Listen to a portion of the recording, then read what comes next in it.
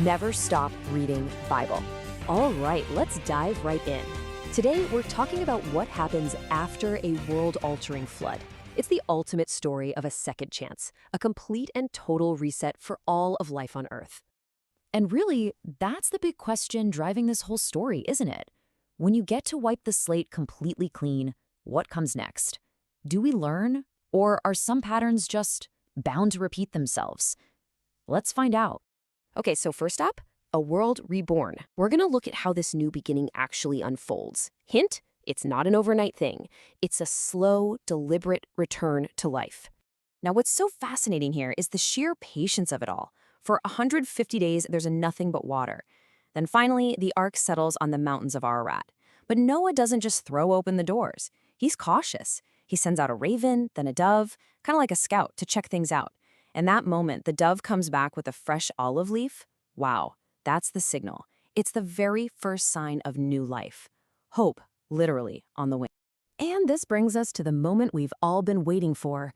Noah, his family, and all the animals, they step out onto dry land. Can you just imagine that first breath of fresh air in a world that has been washed completely clean?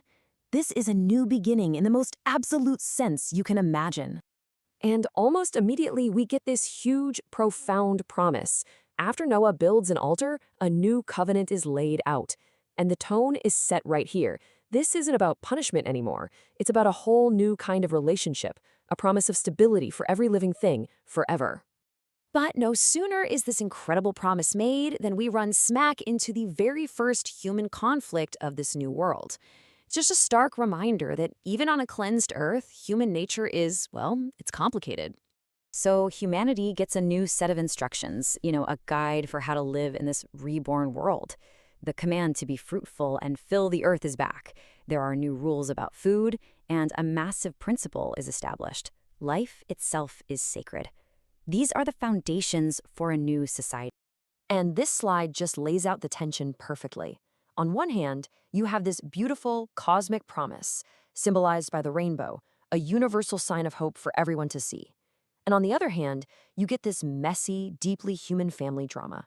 Noah, who's now a farmer, makes some wine, gets drunk, and in that vulnerable moment, his son Ham disrespects him. That single act leads to a curse, not even on Ham, but on his son, Canaan.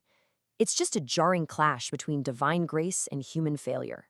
So yeah, that family conflict, it doesn't just stay in the family. It has these massive, world-shaping consequences. And we see them play out right away as Noah's family starts to spread out, basically forming the blueprint for all future nations. So everything that comes next branches out from these three guys, Shem, Ham, and Japheth. The story tells us that their descendants are the ancestors of all the people who will fill this new world. Okay, so let's follow the line of Ham for a second. Because of his father's actions, his family line now carries this curse. And this is a really key detail. His descendants include the Canaanites. Why does that matter? Because these are the exact people who will later become the main adversaries of the nation of Israel. The seeds of a future conflict are being planted right here at the very beginning. But in total contrast, you have the line of Shem. He gets his father's blessing.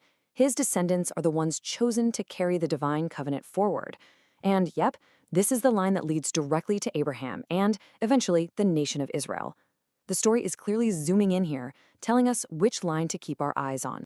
So let's just pull back for a moment. What's the point of all this? Why has this story of a second chance, a promise, and a family feud lasted for thousands of years? Let's break down the big ideas. The arc of the story is actually pretty clear. It starts with this incredible renewal, a totally clean slate.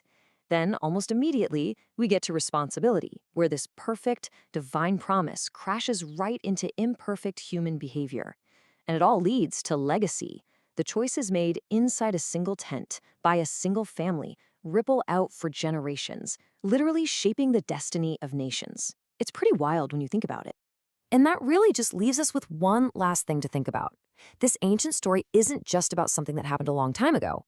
It forces us to ask ourselves, in our own lives and our own families, how do the promises we keep and the ones we break end up shaping the legacy that we're leaving behind?